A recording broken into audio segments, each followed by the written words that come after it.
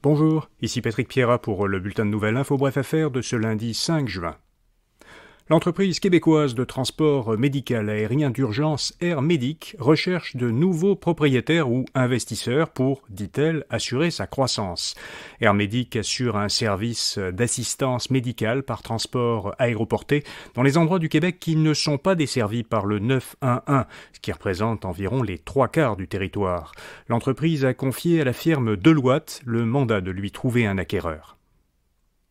Marquis, un imprimeur de Montmagny, dans Chaudière-Appalaches, a été acheté par Lakeside, une grande entreprise américaine d'impression et de distribution de livres. Lakeside explique que l'acquisition complète son offre de services, qui s'adresse aux éditeurs de grande taille, car Marquis sert des éditeurs de petite et de moyenne taille. Marquis, qui emploie 600 personnes, devient une filiale de Lakeside. Selon un communiqué, la direction du groupe québécois demeure en poste. L'entreprise montréalaise Triotech, qui conçoit des attractions interactives et immersives, a remporté un contrat de 20 millions de dollars pour développer 3 manèges pour Saudi Entertainment Ventures, une filiale d'un fonds d'investissement appartenant au Royaume d'Arabie Saoudite. L'entreprise saoudienne confie à Triotech le mandat de réaliser une attraction immersive qui reproduit l'univers des Transformers. C'est, selon le Journal de Montréal, le contrat le plus important de Triotech depuis la fondation de l'entreprise il y a près de 25 ans.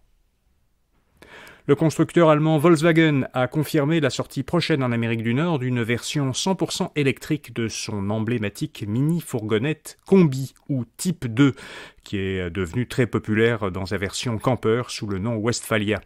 Le nouveau modèle électrique s'appelle ID Buzz. Il sera disponible l'an prochain uniquement sur précommande faite en ligne.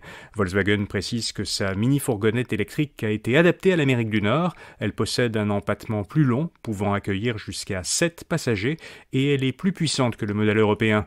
Les véhicules vendus ici seront construits en Allemagne. Et puis, comme chaque lundi, Info Bref vous fait découvrir une jeune entreprise québécoise innovante. Cette semaine, on vous parle de MisoChip, une jeune pousse de Montréal qui oriente les patients cancéreux vers la thérapie la plus efficace pour eux. Parfois, une personne qui souffre d'un cancer ne bénéficie pas vraiment du premier traitement qui lui est recommandé et elle doit en essayer plusieurs avant que son état s'améliore. MisoChip dit qu'elle a trouvé une façon de gagner du temps. À partir de micro-échantillons de tumeurs prélevés chez un patient, elle fait un test pour déterminer quel type de traitement conviendra le mieux au patient, selon le type de cancer dont il souffre. Pour en savoir plus sur ce test et sur MisoChip, lisez le portrait de cette entreprise à infobref.com. Voilà, vous savez l'essentiel. À demain matin pour notre prochain bulletin de nouvelles Info Bref Affaires. Bonne journée.